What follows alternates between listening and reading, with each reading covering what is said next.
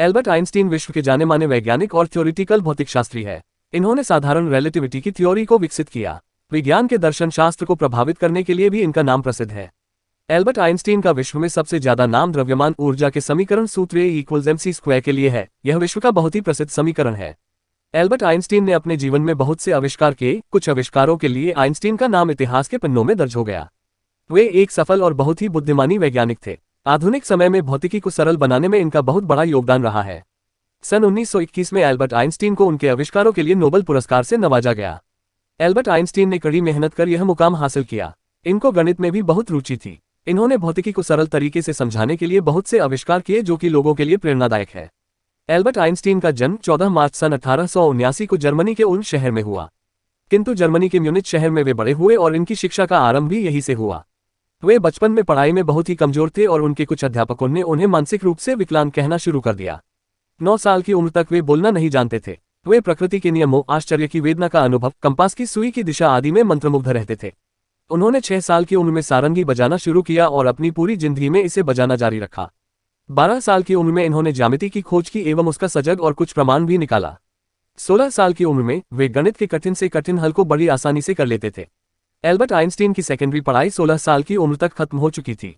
उनको स्कूल पसंद नहीं था और वे बिना किसी को परेशान किए विश्वविद्यालय में जाने के अवसर को ढूंढने की योजना बनाने लगे। उनके अध्यापक ने उन्हें वहां से हटा दिया क्योंकि उनका बर्ताव अच्छा नहीं था, जिसके कारण उनके सहपाठी प्रभावित होते थे।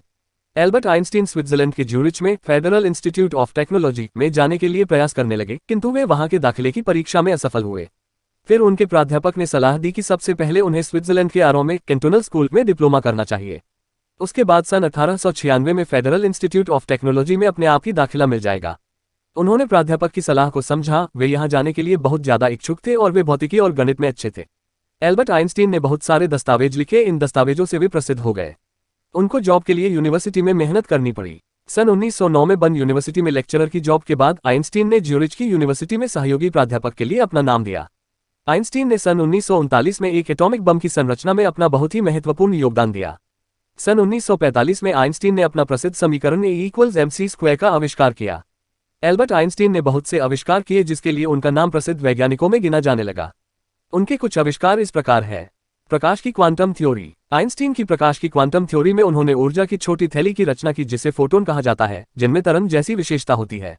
उनकी इस थ्योरी में उन्होंने कुछ धातुओं से इलेक्ट्रॉन्स के उत्सर्जन को समझाया। उन्होंने फोटो इलेक्ट्रिक इफेक्ट की रचना की। इस थ्योरी के बाद उन्होंने टेलीविजन का आविष्कार किया, जो कि दृश्य को शिल्प विज्ञान के माध्यम से दर्शाया जाता है। आधुनिक समय में बहुत से ऐसे उपकरणों का आविष्कार हो चुका है। E=mc²।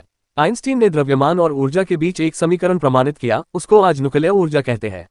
जर्मनी में जब हिटलर शाही का समय आया तो एल्बर्ट आइंस्टीन को यहूदी होने के कारण जर्मनी छोड़कर अमेरिका के न्यूजर्सी में आकर रहना पड़ा।